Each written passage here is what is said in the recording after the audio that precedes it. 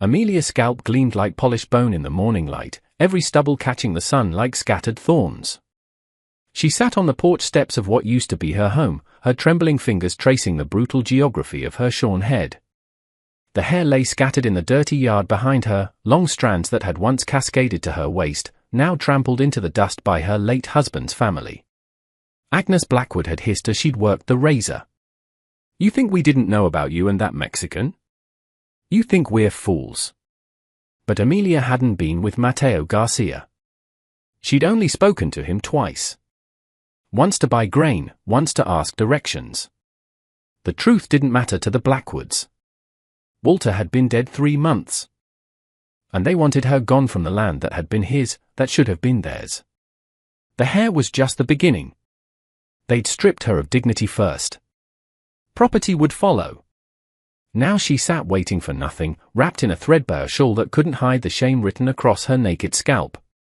The Blackwood brothers had ridden off at dawn, satisfied with their work, promising to return with papers to claim the homestead. Agnes had spat at her feet before climbing into the wagon. "Be gone by sundown or we'll do worse than shave you."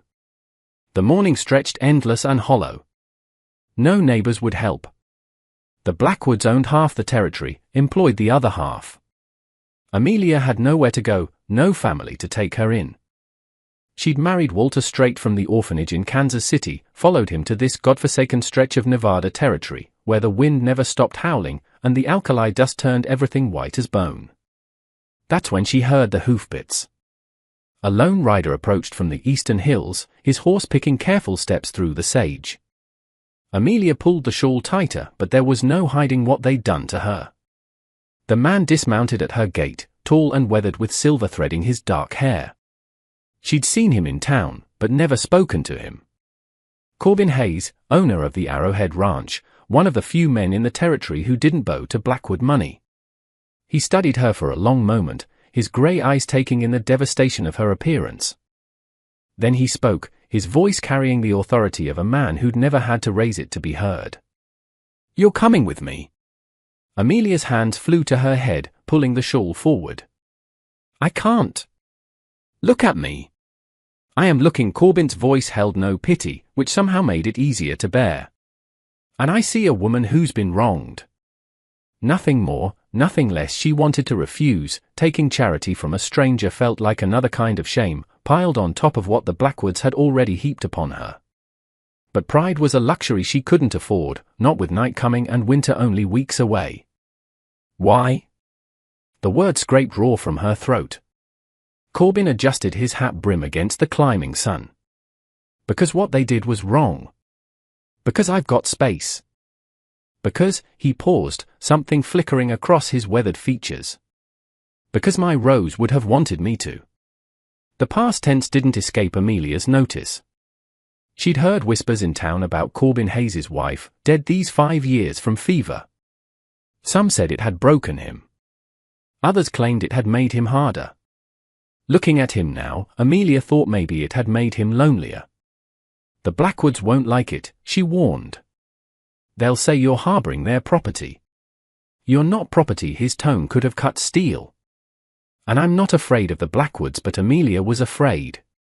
Afraid of what it meant to accept help. Afraid of what people would say, afraid of the debt she'd owe this strange, stern man who looked at her shorn head without flinching. Most of all, she was afraid of hope. The treacherous thing that whispered, maybe she didn't have to face this alone. "I have nothing to give you in return." Didn't ask for anything. Behind them, dust clouds rose on the horizon. Riders coming fast. Amelia's blood turned to ice water. The Blackwoods, returning sooner than promised. Corbin followed her gaze, his hand dropping instinctively to the Colt at his hip. "Decide now," he said quietly. "Stay and face whatever they've got planned, or ride with me." Amelia looked at her little homestead, the cabin Walter had built with his own hands, the garden she'd tended, the life she'd tried to build. Then she looked at the approaching riders, counting at least 6 men. The Blackwood brothers, their hired guns, maybe Sheriff Brody, who'd been in their pocket since the day he pinned on the badge. She stood on unsteady legs, the shawl slipping to reveal the full extent of their cruelty. "I'll come." Corbin helped her onto his horse just as the riders crested the hill. Amelia pressed against his back, feeling the solid warmth of him, the steady beat of his heart beneath his vest. The shawl whipped behind them as they rode, but she no longer cared who saw her shame. Behind them, shouts erupted. Gideon Blackwood's voice carried on the wind. "Hayes, you bring her back here." But Corbin only spurred his horse faster, taking them through arroyos and over ridges with the confidence of a man who knew every stone and shadow of this land. The Arrowhead Ranch spread across a valley sheltered by red rocks, the house built solid and square against the elements. Corbin helped Amelia down in the yard where a Mexican woman emerged from the kitchen. "Isabella," Corbin said simply, "this is Amelia." "She'll be staying." The older woman took one look at Amelia's shorn head and nodded grimly. "Yes, patron. I prepare a room." But even as Isabella led Amelia inside, they could hear it, the thunder of hoofbeats growing closer. Through the kitchen window, Amelia watched the dust cloud approach, her stomach clenched with familiar terror. "They're coming," she whispered. Corbin checked his rifle, his movements calm and methodical. "Let them come. You don't understand. They'll burn you out. They've done it before to anyone who crossed them. Then they'll learn something new today." 6 riders surrounded the house, their horses stamping and snorting. Gideon Blackwood dismounted, his face flushed with anger.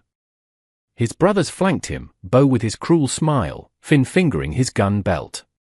Sheriff Brody sat his horse like a man who wished he were anywhere else. "Hayes!" Gideon's voice cracked like a whip. "Send out our property." Corbin stepped onto the porch, rifle loose in his hands. "Don't see any property here. Just a woman under my protection." "That woman belongs to us. She was married to our brother." "Your brother's dead." "The marriage ended with him." Bo Blackwood spat into the dirt. "She dishonored his memory. Running around with that greaser, flaunting herself." "That's a lie," Amelia called from the doorway, her voice stronger than she felt. Gideon's eyes blazed. "You calling us liars, harlot?" Corbin's rifle came up an inch. "Call her that again." The silence stretched taut as a bowstring. Sheriff Brody shifted uncomfortably in his saddle, hand hovering near his badge, as if remembering what it was supposed to mean. "Last chance, Hayes," Gideon growled. "Send her out or we'll take her." "Over my dead body." Bo laughed, a sound like breaking glass. "That can be arranged." Time crystallized into heartbeats. Amelia watched from the doorway, her hand pressed to her throat, feeling the weight of every choice that had led to this moment. 6 guns against 1, no matter how skilled Corbin might be. She'd brought death to his door. Then Isabella appeared beside her, carrying a shotgun like she'd been born to it. "Isabella, no," Amelia whispered. "Sigh," the older woman replied firmly. "This is home. We protect home." From the barn came another sound. Boots on boards. A young man emerged, rifle in hand. Then another from behind the house. Ranch hands, Amelia realized. Men who worked for Corbin Hayes. Men who'd stay and fight. Sheriff Brody cleared his throat. "Now, Gideon, maybe we should." "Shut up, Brody." But Gideon's certainty had cracked. 6 against 1 was odds he liked. 6 against 6, with Corbin Hayes' reputation factored in, was something else entirely. "I'll go with them," Amelia said suddenly. "This isn't your fight." Corbin didn't turn around. "Yes, it is." "Why?" The word tore from her chest. "Why risk everything for someone you barely know?" Now he did turn, his grey eyes holding hers. "Because the day we stop protecting those who can't protect themselves is the day we stop being human." He paused, something soft creeping into his voice. "And because Rose always said the measure of a man isn't what he does when people are watching. It's what he does when no one would blame him for walking away." Amelia felt something break open in her chest. Not the brittle crack of heartbreak, but the warm flood of belonging. This strange, stern man who'd offered sanctuary without questions, who spoke of his dead wife like she still guided his choices, who'd rather die than surrender someone under his protection. "Thank you," she whispered. He nodded once, then turned back to face the Blackwoods. "You've got your answer. Ride away, or we settle this now." Gideon Blackwood's face contorted with rage and something else, the dawning realization that his power had limits, that there were still men in this territory who wouldn't bend the knee to Blackwood money and threats. "This isn't over, Hayes." "Yes," Corbin replied quietly. "It is." Sheriff Brody was the first to break. He reined his horse around, tipping his hat to Corbin. "Miss Amelia." "Mr. Hayes." "I'll be heading back to town now." The spell shattered. Gideon Blackwood cursed, but the moment had passed. Without the sheriff's badge to hide behind, they were just 6 men threatening a fortified ranch. Even Blackwood pride had its limits. "You'll regret this," Gideon snarled, but he was already backing toward his horse. "Doubt it," Corbin replied. They rode away in a cloud of dust and wounded pride, leaving only the whisper of wind through sage and the distant cry of a hawk. Amelia sank onto the porch steps, the weight of terror and relief making her legs unsteady. "Is it over?" she asked. "It's over." Corbin sat beside her, close enough that she could feel the warmth radiating from his skin. "They won't be back. Gideon's not fool enough to start a range war he can't win. And my homestead? I'll buy it from them. Fair price. Keep them from burning it out of spite." Amelia turned to study his profile, the weathered lines around his eyes, the silver threading his temples, the quiet strength that had saved her when she'd had nowhere else to turn. "Why are you doing all this?" Corbin was quiet for a long moment, watching the sun sink toward the red rocks on the horizon. "Rose and I, we never had children. Always meant to." "But," he shrugged. "When she was dying, she made me promise something. Said there'd come a day when someone would need what we couldn't give each other. Made me swear I wouldn't let loneliness make me selfish. Is that what this is? Keeping a promise to your wife?" He looked at her then, really looked. His eyes taking in her shorn head, her worn dress, the strength that had carried her through shame and terror. "Started that way," he admitted. "But maybe it's something else now." Amelia felt heat bloom in her cheeks. Not the burning flush of humiliation, but something warmer, more fragile. "Corbin, I don't know. You don't need to say anything. Just stay. Work the ranch if you want. Rest if you need to. Figure out what comes next when you're ready." She nodded, afraid to trust her voice. Around them, the ranch settled into evening quiet. Isabella humming in the kitchen, horses nickering in the corral, the soft lowing of cattle in distant pastures. It felt like home in a way her little homestead never had. That night, Amelia stood before the mirror in the guest room Isabella had prepared. Her reflection still shocked her. The stubbled scalp, the 2 large eyes in her thin face. But something had changed. The shame was still there, probably always would be.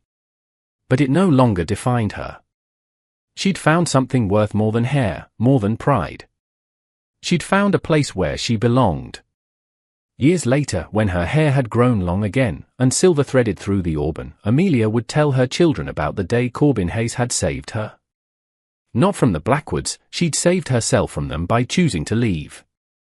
He'd saved her from something worse, the belief that she was alone in the world. But that was still to come.